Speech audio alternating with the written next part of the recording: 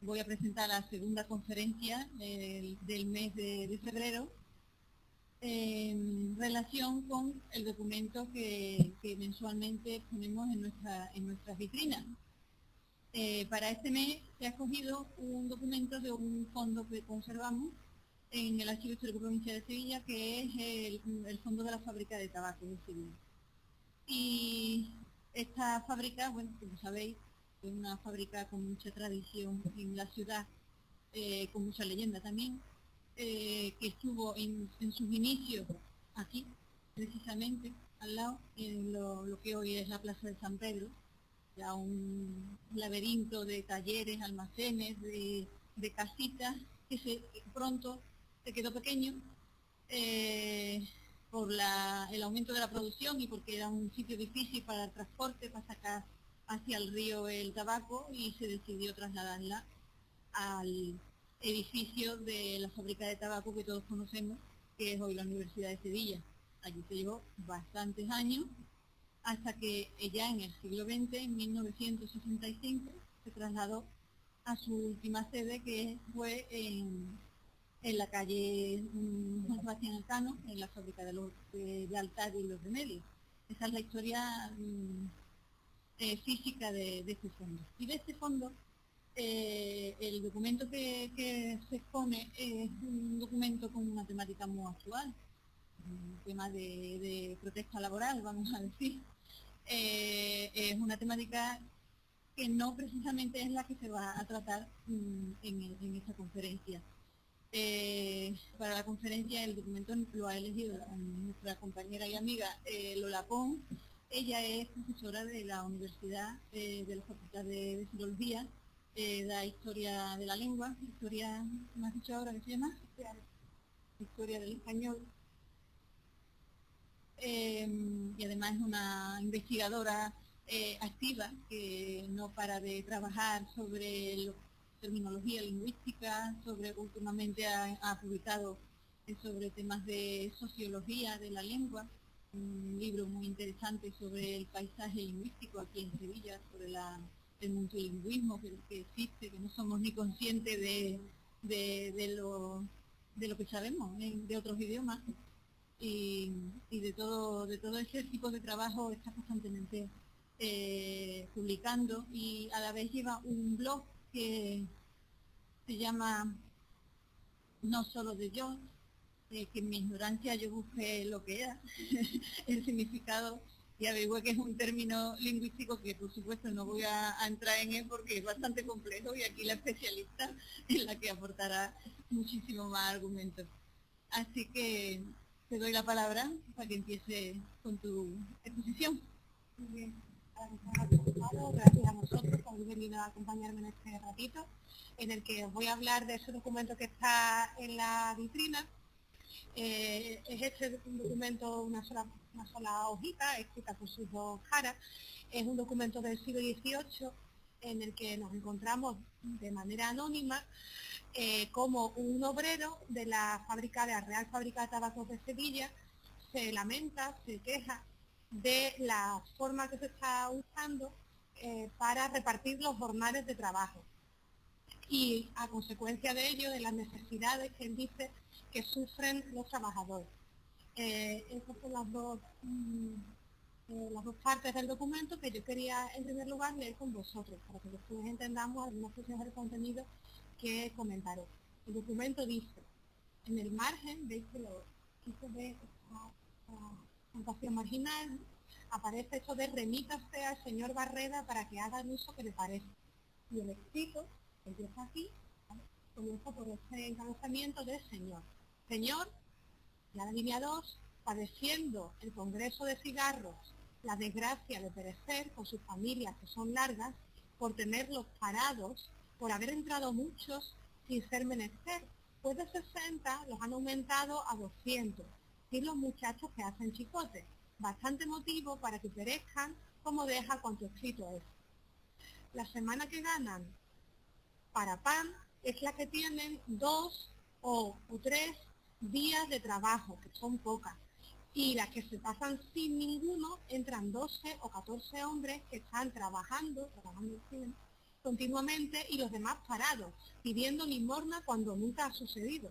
Cuantos administradores ha habido de 40 a 50 años a esta parte, lo han arreglado de suerte que todos los días que no sean de fiesta trabajen por no tener ni jornal ni salario situado, sino el producto de lo que hicieron.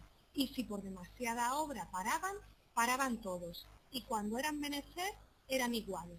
A vuestras señorías piden y suplican por María Santísima, mande, no consienta el administrador entre ninguno en particular, por el mucho detrimento que se sigue a los demás.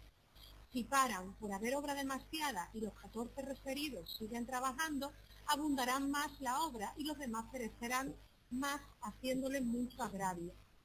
Hecho, se cortó un poquito por aquí, perdón. Bueno, el documento termina con una petición al señor al que va dedicado, señalando, un poquito, lo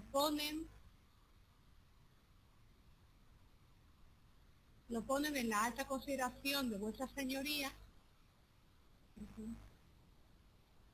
en una versión modernizada. Les enseño, pues si Dios le tocara en el corazón los remedie, que los interesados pedirán a nuestro Señor, le dé gracia y mantenga en su mayor grandeza. Bueno, pues este es el contenido del documento que vamos a comentar aquí y que tenemos la suerte de que se conserva aquí en este sitio donde estamos dando esta charla, en el Archivo Histórico Provincial. Se conserva bajo el registro 3333-9. La industria del tabaco en Sevilla tuvo un amplio desarrollo y generó mucha documentación que se conserva una parte de ella en el Archivo Histórico Nacional, que es el sitio que vemos arriba, otra parte se conservó en el Archivo de Indias, que está en esta ciudad, y esa documentación del Archivo de Indias hace unos años se trasladó a este Archivo Histórico Provincial. Y aquí esa documentación, que es documentación pues, de una empresa, de una fábrica, siento que es una fábrica un poco particular, ¿no? Porque es una fábrica gubernamental, administrada institucionalmente, pues eso convive con otros fondos de otras fábricas que también tenemos la suerte de que están aquí alojadas, depositadas. Pues aquí están, por ejemplo, los fondos de empresas como la fábrica de vidrio en la Trinidad, que les suene, porque ha sido noticia hace relativamente poco tiempo en la prensa. La empresa IFESA, que es la que hacía esos roches, una pegatina que igual han visto de una mascota que tuviesen en casa de sus abuelos, la fábrica de loza, de la Cartuja, o recientemente los fondos de la compañía Ibarra. Ya me explicaba antes la directora, Amparo Alonso, que se están describiendo y catalogando en esta etapa. Es interesante preguntarse por qué hay tanta documentación asociada a la Real Fábrica de Tabacos y por qué está aquí, en Sevilla. Es interesante porque en Sevilla se dirigió tanto administrativamente como casi socialmente la fabricación del tabaco y también la creación de lo que fueron los primeros hábitos del consumo de este producto, porque es un uso, claro, novedoso que se traía de América y del que no había pues, algún arraigo social de cómo se consumía. Sabemos que Nicolás Monardes, como refleja esta plantita que ustedes habrán visto en la relojería que hay en la calle Sierpes, ¿verdad? En la esquina de la calle Sierpes y la calle Acosaizo, Nicolás Monardes fue el primer cultivador de tabaco en su huerto casero que tenía ahí en su casa de Sierpes con Acosaizo, y ahí también cultivó otros productos que vinieron de América. En esa etapa se concebía el tabaco como una hierba, es una hoja, perdón, desde la que hacer sahumerios con propiedades medicinales. Fíjense qué diferencia con la consideración que damos al tabaco ahora, ¿no? Que es casi demoníaca. En Sevilla también no solo se comienza a consumir o a cultivar primero de esta forma casi individual de Monardes, sino también a producir, ¿no? En estas fábricas que primero se instalaron, quién sabe si no en este mismo solar hace muchos siglos, en esos talleres de San Pedro, que fueron sumando talleres tras talleres en los que se producía el tabaco. Hasta el siglo XVIII el Estado fue controlando la producción que hacían esos talleres en forma de arrendamientos, ¿no? Eso se llamaba la renta del tabaco. y esos talleres eran arrendatarios a su manera del gobierno. Pero desde el siglo XVIII, desde los años 30 del siglo XVIII, Hacienda va a gestionar como una real fábrica la producción de tabaco. Esto es parte de la política de centralización que desarrollan los Borbones en muchas otras esferas de la vida administrativa y se plasmaba en la práctica en el control administrativo, en el control arancelario que ejercía Hacienda respecto a la producción tabaquera. Entonces se crea una real fábrica, igual que había otras fábricas reales de sal o de pólvora, y hay un monopolio fiscal tabaquero. Se estima que ese monopolio fiscal tabaquero llegó a recaudar la quinta parte de los ingresos del Estado, o sea, es un impuesto muy poderoso. Aunque sabemos también que hay muchos fraudes asociados a la producción del tabaco, pues también como pasa, hay mucho contrabando alrededor del tabaco. Entonces, ese control administrativo, la creación de toda estructura de monopolio que se desarrolla a partir del 17 y fuertemente del 18, explica que haya mucha documentación de la Real Fábrica también fuera de Sevilla, las instituciones de la capital, y que los expedientes y registros que consideramos en Sevilla sean muchos. Por esa importancia que tuvo la Real Fábrica de Tabaco, toda esa documentación que se generó ha sido estudiada, es estudiada en la actualidad desde muchos frentes. ¿A quién le interesan todos esos documentos que tenemos aquí alojados? Pues mire, si buscamos la biografía, vemos que sobre estos documentos han trabajado investigadores muy diversos. Gente a la que le interesa la historia de la industria en España. En el tabaco es una industria como hay industrias de otro tipo. Gente a la que le interesa la historia de los monopolios, cómo se constituyen gubernamentalmente y cómo se gestionan. Los que están interesados por la historia de la mujer trabajadora, sabemos que tiene una gran relevancia dentro de la fábrica de tabaco. Y también los que se interesan por las empresas y los fraudes fiscales y sociales que estaban asociados a esas empresas en curso. Pero, precisamente, nadie se ha acercado hasta el momento que yo sepa a esa documentación desde un punto de vista filológico. Y es una gran sorpresa que me ha llevado. Yo mismo me acerqué a esa documentación en junio, que fue cuando vi este documento precioso, gracias a Eva, a nuestra compañera archivera, que siempre nos enseña archivos a los alumnos de filología, ¿no? Pues yo me acerqué buscando reclamaciones, quejas, porque en ese tipo de documentos donde pues uno expresa de cierta manera su enfado, su sentimentalidad, a veces se filtran rasgos que en otros documentos más cuidados y más elaborados no se encuentran. Entonces por eso aparecí de repente ante la documentación de la Real Fábrica de Tabaco.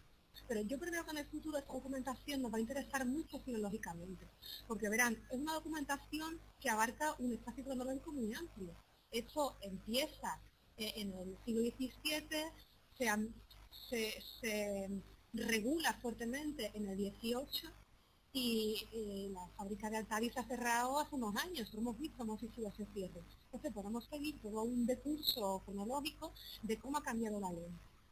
Y una cosa interesante es que se podría investigar aquí un asunto que está trabajándose cada vez más en historia de la lengua, que es la lengua del 18 y del 19.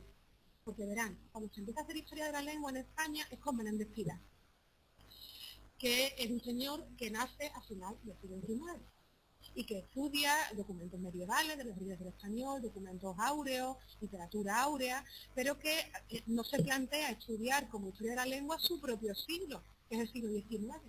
Como para mí no es la historia de la lengua, la historia del siglo XXI, que Dios me permite. Entonces se extiende el tópico de que el español moderno se constituye en el siglo XVIII. Que a partir del siglo XVIII tenemos el español escrito con rasgos gráficos diferentes a los actuales, pero de una sintaxis y un vocabulario actual. Y ahora que estamos empezando a meter un poco la nariz en los documentos del 18 y 19, vemos que no es un español moderno, que son quizás el primer español moderno, pero que retienen muchos rasgos del siglo XVII y que también tienen características propias que no son del XVII y hemos conservado en el siglo. Y algunos de los documentos de la fábrica de tabaco nos pueden ilustrar de ese cambio en la escritura administrativa de los siglos XVIII y XIX. O sea que yo creo que aquí hay mucho documento de interés lingüístico. Y yo particularmente me he interesado por eso. ese documento. ¿Por qué? Porque este documento nos filtra algunos, no muchos, pero algunos rasgos de lo hablado. Y eso también es algo que nos interesa mucho desde el punto de vista de la lingüística histórica. Nosotros los llamamos documentos de semicultos, que son personas que escriben, o sea, que saben escribir, les dice bastante porque es más utilizado, pero que son inhábiles en el manejo de los códigos ortográficos de su tiempo, en el manejo de los parámetros que se consideran estándares o puntos en la escritura de su tiempo. Entonces, estos autores semicultos, filtran, revelan en sus escritos rasgos que la gente culta no pone. Son rasgos que consideran vulgares o propios de la lengua cotidiana o rasgos directamente estigmatizados. ¿Qué escritura semiculta podemos encontrar en la época antigua? Están los escritos, por ejemplo, de las actas de la Inquisición, donde cuando alguien hace un testimonio se transcribía eso que decía en estilo directo y a veces aparece en algunos ramos. Después están las cartas de India, gente que escribía cartas privadas a India, a sus maridos que quedaban allí, a sus familias, y escribían como podían. En el archivo de India hay bastantes cartas de ese tipo que han sido estudiadas recientemente por Enrique Ote, por una compañera de Sevilla, Marta Fernández Alcaide, en las que aparece de escritura semiculta. Pero realmente no hay muchas cosas antiguas de semicultos, porque el problema está en que pocos escriben, y los que escriben pueden escribir documentos tan cotidianos, tan pegados a su vida cotidiana, que no son preservados. Yo les traía un par de ejemplos recientes, verán. Lo de arriba, entonces verme a recoger a las 6:45, ¿no? Lo de arriba es una notita de clase que se intercambiaron dos estudiantes de secundaria. Eso lo hemos hecho todo y algunas veces nos ha cogido el profesor. O una vez que un profesor cogió una de esas notas, me la pasó, yo tengo una pequeña colección de eso, y aparecieron estos rasgos. Claro, verme a recoger y entonces lo hemos escuchado un montón de veces, pero cuando lo podemos ver escrito, muy pocas. Y este documento se va a preservar, bueno, porque es muy pequeña colección, pero a lo que el Archivo Provincial les interesa dentro de unos años, esa colección se va a perder. Igual que se va a perder este local que está cerca de mi casa, donde se alquila un local. Ese cartel que dice que se alquila un local nos refleja un rotacismo. Nosotros escuchamos eso de Farda, Arcade, mi arma todos los días, pero lo hemos escrito pocas veces y escrito en un documento que se vaya a preservar aún menos. Y eso es el problema de los documentos de semiculto, porque están ligados a la escritura inmediata y trabajar con ellos históricamente muy. Por eso me interesé por ese documento que veamos. Nos vamos a hacer algunas preguntas en torno a esto. ¿Quién está escribiendo esto? Pues nos ha firmado. ¿Cuándo lo escribió? ¿Qué escribió? ¿Por qué lo hizo? ¿Y cómo se escribió eso? A ver, respecto al qué, como hemos podido leer, quien escribe este documento se está lamentando de que las personas que hacen cigarros, los hacedores de cigarros de la fábrica, han crecido en número, en mucho más del doble. Recuerden que decían que había antes 60 y que ahora hay 200. Y claro, de esa forma los días de jornal que se reparten entre tan altos números de trabajadores son muy pocos. Él habla de 3 días a la semana, como mucho. Y eso, según el autor de esta queja, hace pasar penalidades a las familias e incluso pedir limosna, ¿no? A familias que son largas, como él especifica. Además, el autor del texto se queja no solo de que se incremente el número de trabajadores, sino de que hay muy poca equidad en el reparto, porque habla de unos 14, son como 14 privilegiados, que dice que trabajan siempre. Esta persona que escribe esto debe de ser alguien veterano, porque dice cuántos administradores ha habido, ¿no? Hay una contracción, ha habido de 40 a 50 años esta parte, lo han arreglado de esta forma. Y esta era una forma de arreglo, que trabajaban todos y cobraban según la cantidad de cigarros que hacían. O sea, la persona que hace esta queja tiene cierta experiencia trabajando en el ámbito de la fábrica de tabaco, puesto que se remite a un pasado experimentado por él. Esto es una queja y también es una petición. La petición de que el destinatario del escrito no permita que el administrador elija en particular a un grupo de trabajadores por encima de otros, sino que para evitar nuevos agravios, nuevos padecimientos, haya un reparto equitativo de la faena. Al margen, como decíamos antes, tenemos este remítase al señor Barrero, que nos puede servir para ubicar cronológicamente el documento. Esto cuando se ha escrito. Pues Gómez Gordillo, que ha sido el investigador que más constructivamente ha trabajado con la documentación de la fábrica de tabaco, menciona dos barreras que hay ligados a la fábrica de tabaco. Por una parte, el nombre que más se repite, Francisco Gómez de Barrera, que fue administrador general de la renta del tabaco. Pero también hubo anteriormente un José Barrera, que era arrendatario, de la época de los arrendatarios, ¿verdad? De la renta del tabaco, que fue arrendatario desde 1701. Y a esa persona es a la que se remite ese documento. O sea, lo ubicamos en el siglo XVIII. Es interesante porque, como decía antes, el siglo XVIII es el momento de conversión de los arrendamientos en una real fábrica, y también ya al final del siglo XVIII veremos una bisagra interesante entre una fábrica que utilizaba sobre todo medios manuales y mano de obra masculina, a una fábrica que va a introducir mano de obra femenina y que gradualmente va a comenzar a mecanizar. Cuando nosotros pensamos en una fábrica de tabaco, pensamos en la universidad en la que yo trabajo, en la Facultad de Filología en la que han estudiado algunos alumnos aquí presentes, y en cuadros como el precioso cuadro de la cigarrera de Gonzalo Bilbao que tenemos en el Museo de Bellas Artes de nuestra ciudad, o este que se conserva en el Museo de Pontevedra, del mismo autor, y también con una representación del interior de la fábrica de tabaco. Pero lo más probable es que este documento no se escribiera por un trabajador que trabajase en la fábrica de tabaco que hoy llamamos antigua fábrica de tabaco, sino de esas fábricas de tabaco antiguas, más antiguas todavía que la llamada antigua actualmente, que nos mencionaba la directora del Archivo Histórico al principio, situadas en el Ringo Solar, en la zona de la Plaza de San Pedro, y que posteriormente se movieron de manera temporal a lo que se llamó la fábrica de San Diego, de la que solo queda el recuerdo de esta glorieta de San Diego, que es en la zona que es el casino de la exposición. La fábrica, los talleres de San Pedro se fueron ampliando de manera casi improvisada, pero estaban en una zona difícil, sometían al centro histórico de la ciudad a un trasiego muy duro de carros, de carretas, de recuas, de personas, de trabajadores. La idea de mover este conjunto de talleres a otro lugar de la ciudad fue acariciada en varias ocasiones en el siglo XVIII, y durante mucho tiempo se fue diseñando un proyecto que la iba a situar en las Atarazanas. Yo no sé, que las Atarazanas siguen sin funcionalidad, ¿no? Ya se les quiso dar una en el siglo XVIII, pero parecía que los cimientos no podrían resistir todo el peso que estaba asociado a la gestión del tabaco, y finalmente se orientaron los esfuerzos hacia la construcción del edificio que hoy conocemos como antigua fábrica de tabaco.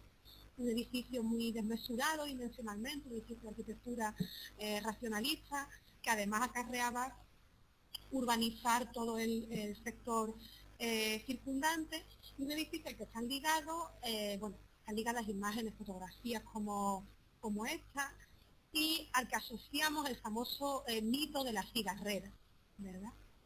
Imágenes como estas, algunas reales, como estas fotografías, ¿no? Y otras, muy bonitas, se ven las cigarreras arriba, en el balcón, y abajo los trabajadores, ¿no?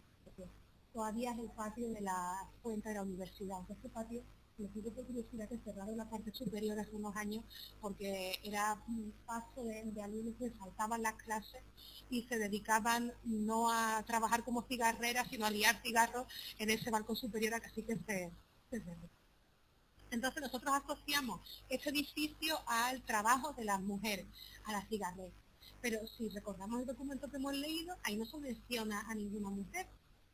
Se habla de los que reciben jornales, se habla de los muchachos que hacen chicotes, o sea, los que hacen puros, pero no se dice nada de las mujeres. Y eso se explica porque en los 2 primeros siglos de la existencia de la fábrica de tabaco, los trabajadores eran hombres, lo que es un hombre el que escribe, y en concreto es un hombre que está asociado a la manufactura de cigarros. El tabaco se facturaba de 2 formas. Por una parte estaba la producción de polvo de tabaco, que en un principio era la masiva, o sea, la que tenía más importancia dentro de la Real Fábrica, y después la producción de cigarros, que era una actividad más artesanal, menos necesitada de fuerza bruta, menos necesitada también o menos usuaria de máquinas, una actividad que fue creciendo gradualmente a medida que crece el consumo de cigarros desde finales del siglo XVIII. Esa producción de cigarros en Sevilla tiene que experimentar desde finales del XVIII un reto, y es producir de forma más o menos similar a los cigarros habanos que venían de América, que, resumiendo mucho la situación, estaban más cuidados en su elaboración que los que estaban produciendo habitualmente en Sevilla. En Cádiz se tenía la experiencia de que trabajaban mujeres en la fábrica de tabaco Gadita. Y en Sevilla, por vía de ensayo, como yo lo llamo, por vía de ensayo, desde principios del 19, desde 1812, comienzan a trabajar mujeres. Eran más baratas, porque con el argumento de que eran solo soporte secundario en su casa, que en su casa tenía un salario principal, que era su marido, se les pagaba menos a las mujeres. Y ahí comienza la aparición de cigarreras en la fábrica de tabaco.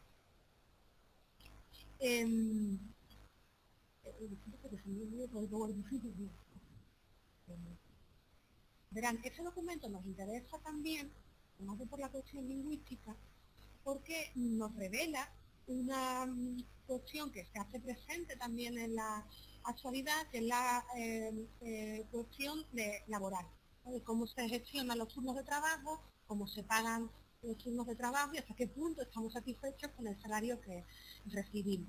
¿Y cómo se hacía eso en la fábrica de tabaco? Bueno, de Gordillo saco esta cita que les resumo aquí, no voy a leer. Parece que había un sistema de jornales planificado, pensado en cierta rotación, se llamaban listas redondas, de manera que trabajaban un grupo de trabajadores, ¿no?, que estuviesen cualificados para elaborar los cigarros, se contrataban a diario, según las hojas que hubiese pendiente de trabajo, y cuando se elaboraban esas hojas se llamaba el siguiente grupo de trabajadores. De forma que había una especie de turno constante y de aparente reparto equitativo de la faena. Los trabajadores cobraban semanalmente, pero también había ciclos más largos de pago. O sea, había ciclos que duraban como 9 o 10 días de pago y los que cobrabas al final cuando ya estaba el cigarro hecho. Y el revisor comprobaba que el cigarro estaba correctamente elaborado. La fábrica de tabaco de Sevilla tenía un altísimo número de trabajadores y una jerarquía, que tienen aquí en la diapositiva, muy bien distribuida, que de abajo arriba iba así. Estaban los capataces y los obreros, encima de ellos director de labores, los fieles, los tenientes, y por encima superintendentes y contadores. Más todo eso, pues el administrador de la renta del tabaco. Pero pese a esa jerarquía y pese a la lista redonda, como nos revela nuestro documento, las cosas no funcionaban demasiado bien, puesto que esta queja nos está revelando que hubo momentos en los que solo algunos trabajaban y otros aparentemente pasaban penales. Bien, por lo que nos interesa particularmente, o por lo que he traído principalmente este documento aquí, es porque al estar escrito por una persona semiculta, que no tiene por qué ser el trabajador que sufría esa penalidad, puede ser alguien de su entorno que tuviese la fortuna de haber aprendido a leer y a escribir, pero está transmitiendo la queja de alguien. Pero esta persona que está escribiendo eso, sea el propio trabajador o alguien interpuesto, como les decía antes, no controla con total pericia los rudimentos de la escritura de su tiempo. Entonces, nos revela muchos rasgos que en su tiempo estaban vedados a la escritura. Veramos. El ceseo, por ejemplo, es un rasgo fónico propio del español de Andalucía, que podemos decir que comienza a desarrollarse y a extenderse a partir del siglo XVI. Y tenemos documentación del ceseo a partir de esa fecha. Pero lo curioso es que este documento tiene tanto ceseo que casi hay que preguntarse cuándo no cesea. O sea, aquí le he puesto una selección. Tenemos rasgos como este cigarro, hace la primera palabra del documento, padeciendo, perecen, ha sucedido, haciéndole, grandeza, ¿no? Se lo escribe separado, 14, hay un constante reflejo del ceseo. Hay que tener cuidado, eso lo explicamos siempre en filología, con lo que se escribe y lo que eso que se escribe nos dice respecto a la pronunciación de quien escribe. En un documento con tanto ceseo, lo más legítimo es pensar que quien lo escribe es ceseo, y por eso hace estas cosas. Pero a veces no encontramos documentos con distribución muy par, muy equitativa de ceseo y no ceseo, o de ceseo y ceseo, en lo que no sabemos qué hay detrás. Que alguien que cesea y se corrige de vez en cuando, alguien que cesea y a veces se lía y pone un ceseo. O sea, a partir de aquí podemos suponer que esta persona es una fonética típicamente andaluza occidental, muy probablemente ceseante, pero quién sabe si es un ceseante que se está ultracorrigiendo y es muy constante en cesear por escrito. Hay una cuestión interesante que son los finales de sílaba o palabra. Eso es lo que se llama en filología consonante implosiva. En la que está al final de una sílaba, por ejemplo la que tenemos en las casas, ¿no? Esta S de casa es una consonante final de palabra, implosiva, pero también las que están en final de sílaba dentro de una palabra. La S de agosto es una implosiva. El único rasgo que compartimos absolutamente todos los andaluces es que alteramos la S implosiva. Muchos sean, otros desean, otros distinguimos, pero todos alteramos esa S implosiva de alguna forma. ¿Y cómo la altera este señor autor de este documento?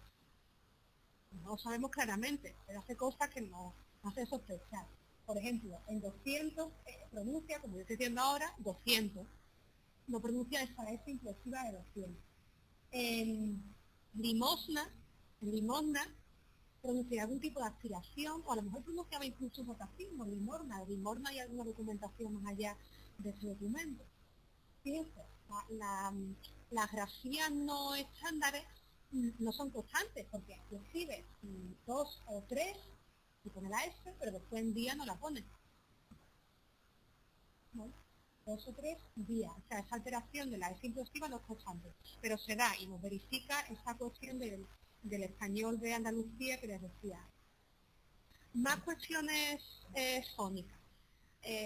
Lo más interesante quizá para mí de este documento es cómo se escribe lo que en el castellano norteño es la velar fricativa sorda. ¿Verdad? La velar fricativa sorda es lo que pronunciamos cuando decimos trabajo, pronunciado así, o mujer, pronunciado así. Pero en Andalucía occidental se pronuncia con un sonido aspirado, trabajo, mujer, que a veces el mismo sonido aspirado que encontramos, por ejemplo, en eso que llamamos jejeo, en la gente que dice ji o jábado, el mismo sonido, y en la gente que todavía en zonas rurales, entre hablantes de avanzada edad, pronuncian un sonido aspirado donde en tiempos hubo una F latina. O sea, esa gente que sigue diciendo hacha, o que sigue diciendo hambre, nosotros hacemos a ver, fijarta. Ese mismo sonido, que no es velar fricativo sordo, que no es trabajo, no es hambre, ¿no? Sino que es aspirado. Entonces, ¿cómo se escribe esto aquí? ¿Y cómo se escribiría en el castellano estándar de su tiempo, del siglo XVIII? Pues verán, en el castellano del siglo XVIII se escribe con J, se escribe en muchos casos con GE, GI, secuencias que para nosotros ya son con J, por ejemplo, mujer, yo estoy escucho con G constantemente, en la academia de recomiendo escribir así. Pero aquí nuestro enfadado trabajador escribe trabajen con G, ¿vale? Pero también, lo que es más interesante, cosas como trabajando con G o jornal con G. Y esta es otra manera, otro ejemplo que tenemos para de nuevo insistir en el asunto de que la realidad de la grafía no es la realidad de los sonidos, puesto que yo no puedo pronunciar eso cuando leo ese documento como gornal o como trabajando, porque eso no ha dicho nadie nunca en español. La gente ha dicho trabajando o trabajando, según de donde fuese. Lo que pasa es que cuando tú pronuncias trabajando, lo pronuncias de la misma forma que pronuncias trabajen. Y jornal, pues este señor lo escribe igual. Okay.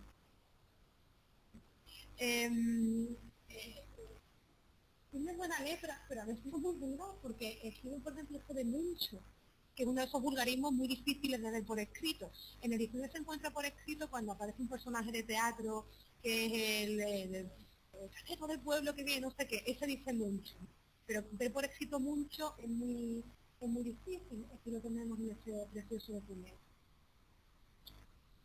Después está una cosa interesante de este documento, que son las cuestiones gráficas. Me digo todo. Mi versión y la versión archivo judicial no se entiende. No se entiende, pero bueno, entendemos la paleografía, es un poco difícil. Entonces, aquí hay cuestiones gráficas que no deben confundirnos. Esto es, aquí hay rasgos gráficos que son propios de cualquier documento del siglo XVIII o XIX, escrito por un semiculto o por una persona que cuidase el lenguaje y que escribiese de manera bastante estable. Por ejemplo, vamos a encontrar abreviaturas que son largas, porque es abreviado. O cuando nunca ha ocurrido, ¿no? Cuando. Hoy nos espanta mucho que los alumnos escriban abreviaturas en los exámenes y posiblemente es correcto que nos espantemos, pero las abreviaturas han sido una práctica constante desde la escritura medieval hasta, como ven, la actual. En este documento aparecen también otras cuestiones gráficas interesantes, como este particular, tipo con Q. Eso no indica ninguna pronunciación distinta o andaluza, particular, lo escribas con Q o con C, se pronuncia igual en cualquier punto de la península. Lo que es interesante es que lo escriba con Q, porque eso es una rareza en su tiempo. Aparecen uniones y separaciones de palabras. Por ejemplo, muy constante que se escriba preposición más artículo unido, de los. Eso pasa desde la Edad Media. Es muy raro encontrarse a esta parte, todos juntos. O ha sucedido todos juntos. O esto que vemos abajo, cuando dice dos o tres, ¿no? Y dice dos o tres. Y o tres todos juntos. Bueno, es otro ejemplo de abreviatura, ¿verdad? Administradores. Pero lo interesante aquí es que está producido una unión de palabras con una contracción vocálica. ¿Cuántos administradores ha habido? Pero aquí está escrito junto, lo que tenemos una especie de participio, pero que en realidad es un tiempo compuesto. Es cuántos administradores ha habido de 50 años a esta parte, ¿de acuerdo? Pero ahí está escrito de forma contracta. Eso es interesante y también revela un dominio poco hábil del código escrito. En la letra, como ven, es bastante bueno. Es interesante un contraste que se hace en este documento que es precioso, y es que los rasgos fónicos nos revelan poca pericia, pero los rasgos gramaticales son de los que conocen bastante bien la hilación sintáctica de un texto. ¿Qué es de cerrar? A ver, señorías, ¿no? Uso que tú una cortesía, piden y suplican por María Santísima, mande, no consienta. Aquí se da lo que llamamos la elisión de que mande, que no consienta, elisión del que completivo, que es una fórmula típica todavía hoy del lenguaje administrativo y que es una marca del lenguaje elaborado ya en el siglo XVIII. Marca que este señor conoce y usa la elisión de que, el borrado de que también se llama. Recuerden que decía que otros administradores lo hacían mejor, de suerte que todos los días trabajaban unos pocos, ¿no?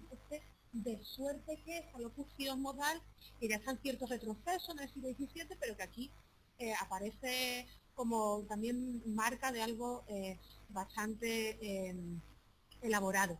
Y eso se combina con otras formas que destilan mayor inmediatez comunicativa, ¿no? Entonces, este primer párrafo que hemos leído, que tiene una sintaxis un poco vacilante y que era más, quizás menos cuidado. En cuanto al léxico, quiero no pasarme los 40 minutos. En cuanto al léxico, he destacado dos grandes cuestiones, un ejemplo bonito, que son el primero, esa mención al Congreso de Cigarros. Pareciendo el Congreso de Cigarros, ¿no? Y es un Congreso de Cigarros muy diferente de los congresos de los que nosotros pensamos, pero que ya, por cierto, no se suma. Es el Congreso como una reunión. Un congreso como una reunión. Entonces, cuando hablamos de un congreso científico pensamos en eso, en una reunión. Pero aquí ya se habla de una reunión de trabajadores, de un congreso de gente que hace cigarros. Y ese congreso es el que padece, y nos dice el autor, descontando a los muchachos que son los que hacen chicotes, ¿no? Los chicotes, que son ese tipo de cigarros que llamaríamos puros. Chicotes que uno sabe que sigue utilizándose todavía hoy en sitios que se elaboran cigarros humanos y todo eso, en América, en Canarias, en el DRAE, de 1717 ya aparece recogida la palabra chicote con su sentido habitual, que era persona de poca edad pero robusta y bien hecha, ¿no? Con el sentido más técnico que tenía, el náutico, el chicote como un cabo, y con un sentido nuevo que nunca había tenido antes. O sea, en 1717 el diccionario de la Academia no recoge chicote como familiarmente el cigarro puro. Pero así se utilizaba. Tenemos un poema también del 19, de Bretón de los Herreros, que dice: ¿y qué es ver sobre el puente de Triana, a babor y estribor terciado el dengue, pasearse la gárrula gitana, columpiando con brío el bullerengue, y encendido un chicote de La Habana, desafiar osada a Dios y al mengo, movería un bajel sollo de taco y a otro el denso vapor de su tabaco? No les sigo leyendo, pero es simpaticísima la composición, porque termina diciendo: qué gratas sensaciones provoca el tabaco, que lo diga la abadesa con su toca. No sé si la abadesa acostumbraban a fumar, pero hacían furtivamente. Entonces, como les decía antes, el documento nos revela esa inquietud laboral de un trabajador sufriente y de lo que parece muy comprometido del siglo XVIII. Y otra cuestión bonita es cómo ese documento se hermana a su vez con otros documentos referidos o no a la fábrica de tabaco. La fábrica de tabaco fue un lugar de reclamaciones laborales de cierta continuidad histórica. Miren, les quería presentar esta noticia, que es del famoso motín de las cigarreras de 1895. Una noticia en la que se nos da cuenta de lo que se ocurrió en Sevilla, en ese motín, y fíjense lo que pasó. Y se repitió, dice la noticia, con mayor fuerza en Sevilla, el motín de cigarreras iniciado el día anterior con motivo de haber sido relevado del cargo de administrador con Isidro Pérez, etc. Unas 4.000 operarias, nos dice, concurrieron al trabajo a primera hora, pero a la 1 de la tarde, reunidas en numerosos grupos frente a las puertas de la fábrica, prorrumpieron en atronadores gritos pidiendo la destitución del señor Quesada. No contentas con eso, las amotinadas asaltaron dependencias y talleres, rompiendo algunas máquinas y destruyendo cuanto encontraron a mano. Después intentaron invadir el despacho del administrador, pero entretenidas en propinar una paliza al portero que la cerraba el paso, fueron sorprendidas por las autoridades civiles y militares, quienes por medios persuasivos lograron, no sin trabajo, calmar los ánimos por el momento. Cosas sigue, gran conocido.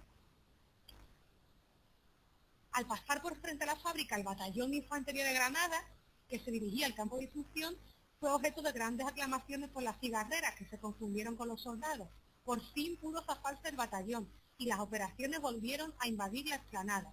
La Guardia Civil, Policía y Guardia Municipal intentaron en vano desalojarlas de allí, por lo cual fue preciso dar una carga de caballería, de la que han resultado algunos contusos y herido un caballero que casualmente pasaba por la calle. Fíjense que no se las gastaban flojas las cigarreras.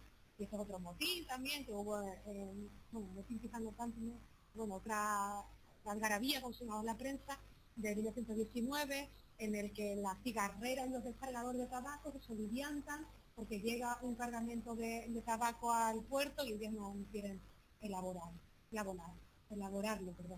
Entonces, cuestiones que están imbricadas con ese documento: las quejas, los trabajadores, la posible petición de limosna, el reparto de los jornales, la conflictiva elaboración de cigarros, documentos hermanados con este. Filológicamente, como he dicho, todos los que tienen que ver con la escritura de semiculto. Temáticamente, documentos que están aquí en el archivo, en las dependencias contiguas a esto, por ejemplo en la biblioteca, con las noticias que hemos visto. Pero también, a su manera, la novela del siglo XIX comenzó a reflejar esos mismos episodios laborales, las dificultades en los trabajos, la dureza en el ejercicio diario del